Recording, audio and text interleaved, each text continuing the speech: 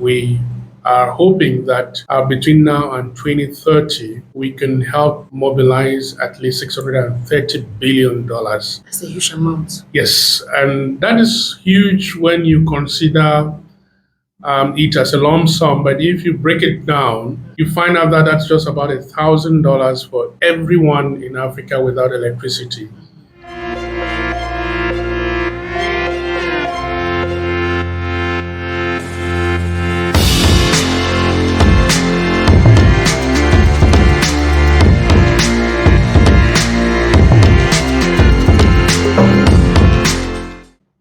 Good morning, good afternoon, good evening, wherever it is you are watching from, and welcome to another episode on the Cast. I am Orish Mary, your host. For those of you who have been following, if you remember last time we received Mr. Fongwa here on our platform and he was talking about renewable energy and its winning advantages in our society today.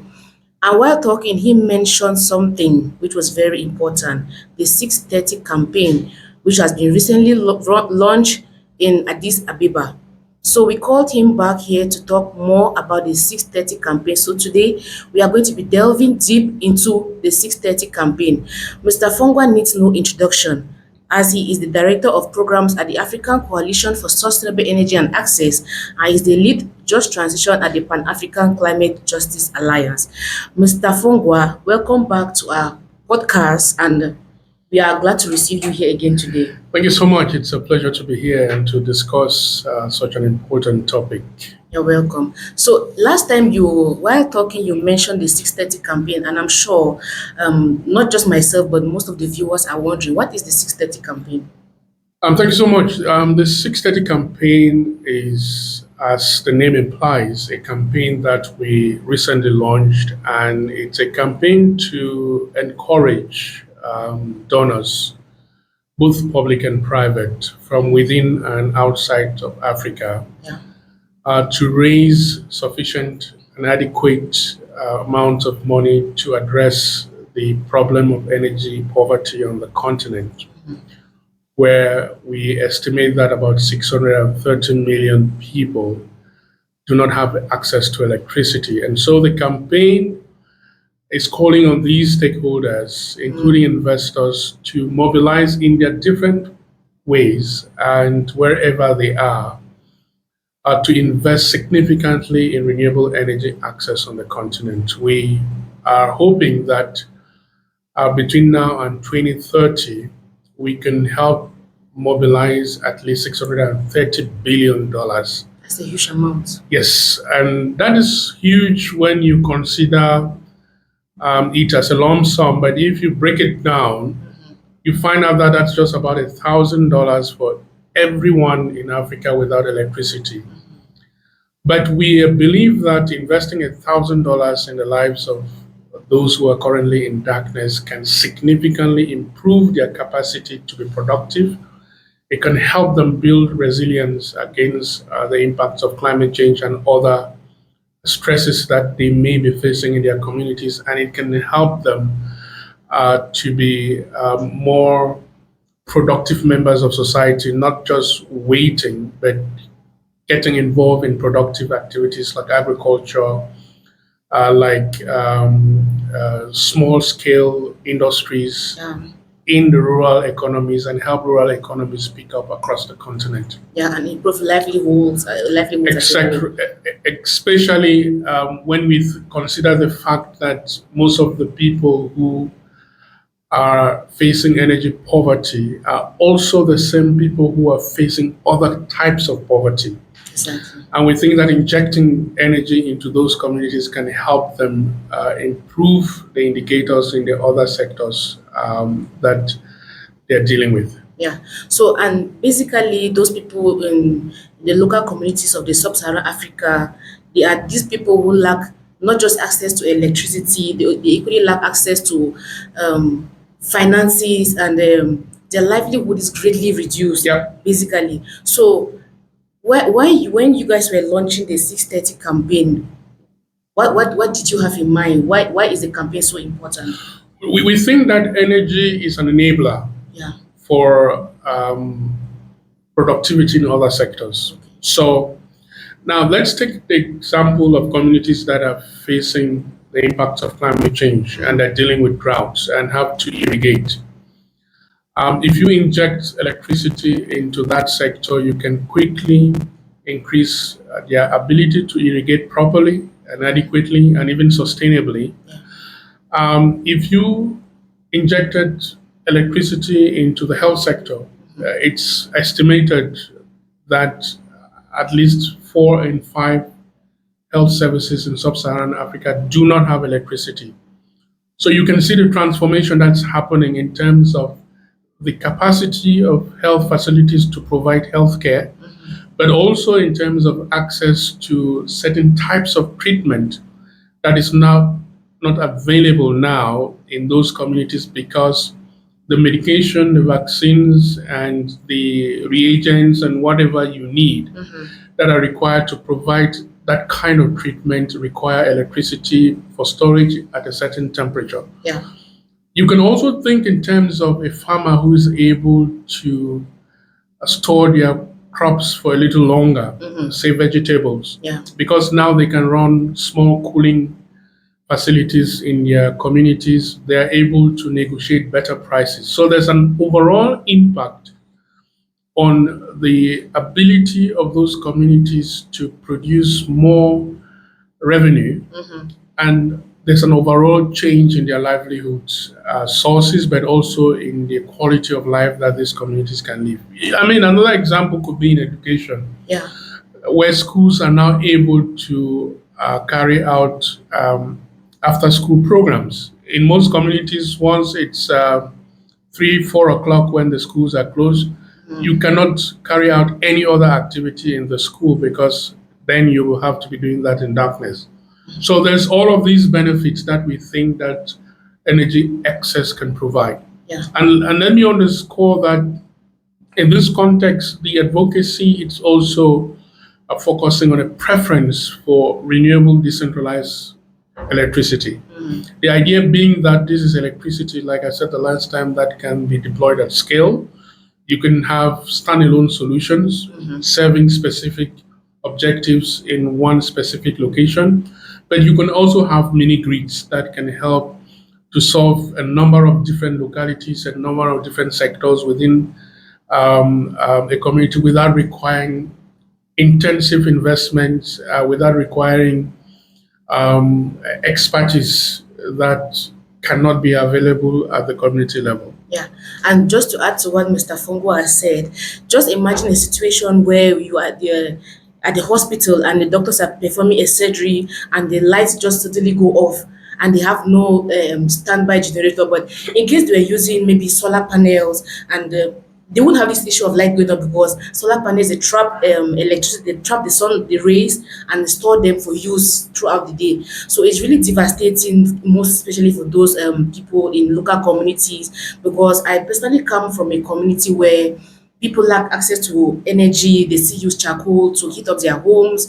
And if we're trying to combat climate change, then I think we should start from switching from the traditional ways we do things and all that. So, Mr. Fongwas, who are the target actors to the 630 campaign? Well, there is a number of targets. I've mentioned a couple already. On the front of those who have to come up with the $630 billion between now and 2030, we are talking to the development banks, the multinational development banks like the African Development Bank. Yeah. We are looking at other people who can be interested in investing in the energy sector on the continent. The World Bank does some work. We're going to be targeting them to encourage them to scale up their investments in renewable energy access. Yeah. There is all the other traditional sources of finance. We are also going to be working with the specifically climate finance bodies, the Green Climate Fund, the Adaptation Fund, and what have you, encourage them to put in more money into renewable energy access projects on the continent. But we are also going to be talking to African governments to make renewable energy a policy priority, whether it's in terms of allocating significant amounts of resources to these sectors or to provide the policy framework that enables increased investment in renewable energy access by the private sector. Of course, we are going to be talking to the private sector to see how we can come up with models that provide electricity to these communities in spite of the fact that in many instances they will be considered not profitable for private investment. But also, we're going to be mobilizing the civil society, because what we want to see happen across the continent is a movement of individuals and organizations that are making this an issue of the agenda of the day wherever they're found, pushing their governments, pushing the other actors wherever they are to be able to allocate enough resources to renewable energy access investments. And of course, we are going to be working with communities, because the initiative would also include some demonstration projects to show that with little investment and lighting up communities, there can be great transformation, and to generate evidence not only for the business case, but also for the social impact of doing so, as well as the climate impact of doing so. So there's going to be, we're going to be working with stakeholders at all levels of society, from the grassroots right up to those at the top. Okay. And personally, for me, as an African youth, suffering from the impact of climate change, I feel personally compelled to promote the 630 campaign, and I'm hoping that everyone watching this video feels the same way, because as African youth, I think this call is actually for us as future leaders of tomorrow, right? So if you have not yet joined the 630 campaign, just go to our website www.630@axia54.org. This campaign is for you and I. So, Mr. Fungwa, how does the 630 campaign plan to increase investment for renewable energy access in Africa? We are going to use a number of. Already, we've started having conversations with those that have the resources to make these investments, and trying to convince them that this is the right thing to do. It doesn't only make economic and climate sense. It's also a moral imperative, in the sense that it's unacceptable that in 2024, there are still people who wake up and go to bed without electricity. The opportunities that they lose because of this is enormous. So there is behind all of that a lot of economic losses for the countries, because they are very productive members of the society who cannot be productive because they have been cut out from the productive sectors. So we're trying to make that case. Okay. We're also currently trying to conduct research to provide the evidence and make the case for increased investment in renewable energies. We want to demonstrate through evidence that this makes sense, first of all, but like I mentioned earlier, it's also beneficial for the economy, it's beneficial for the planet, but it's also morally the right thing to do. We are going to be running digital campaigns as well. Okay. And trying to reach as many people. We're going to be doing petitions. We're going to use whatever tool is available to us to get the message across, but also to ensure that we keep track of those who are doing something, and shame those who are not doing enough. Yeah. and so we're going to use all of the tools that are available to us. Okay. We're hoping that down the road, we may get to a point where there's a group of governments and a group of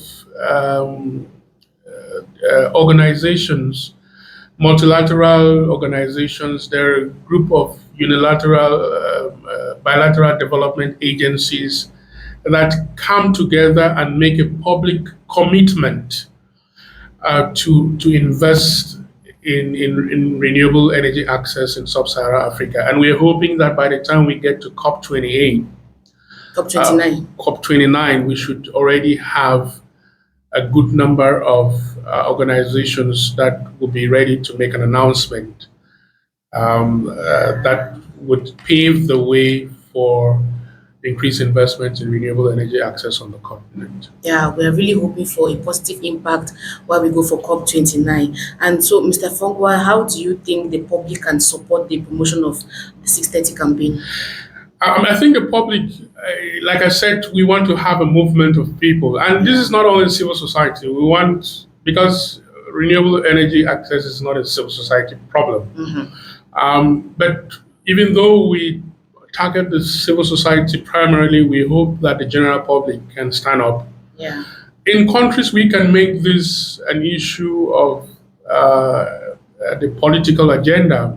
We can ask our governments, especially the countries on the continent that are having elections in the next couple of years, to ask their governments to commit during the campaign periods, or the candidates to commit during the campaign periods to take care of what we think is one of the biggest challenges that the sub-Saharan Africa and the African continent, generally speaking, is facing. So get up, get involved, sign up for the campaign, because your voice matters wherever you are. Organize locally. Let us know what you're organizing. We are able to support where we can. We can help in coordinating community activities, coordinating national activities, even as we drive the regional activities.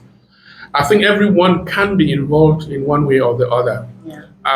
Young people, we've seen with other campaigns that as an alliance we have run, the role that the young people can play in raising the profile of some of these issues. And we think the young people across the continent are going to be very critical in ensuring that 630 million people in sub-Saharan Africa at least have access to electricity by the time the Sustainable Development Goals come to an end. And that's going to be in 2035, 2030? 2030, I think. In 2030. Oh, thank you very much, Mr. Fongwa. Dear viewers, you have heard from him. Get up, stand up, and join the 630 campaign. Your voice matters. If you want change, change can only come about if we unite our voices together and we do something. If you're doing anything around renewable energy, don't forget to tag us. We're going to put in any efforts or any help that we can to support your project and whatsoever it is that we can support you with. So this is it for today, dear viewers. We're going to be coming back with a lot of more interesting topics for you. If you have anything you want us to discuss about, do not forget to let us know. We count on your comments, we count on your shares, we count on your likes. Tell us what we can improve and what we need to work more on. Don't forget to share. So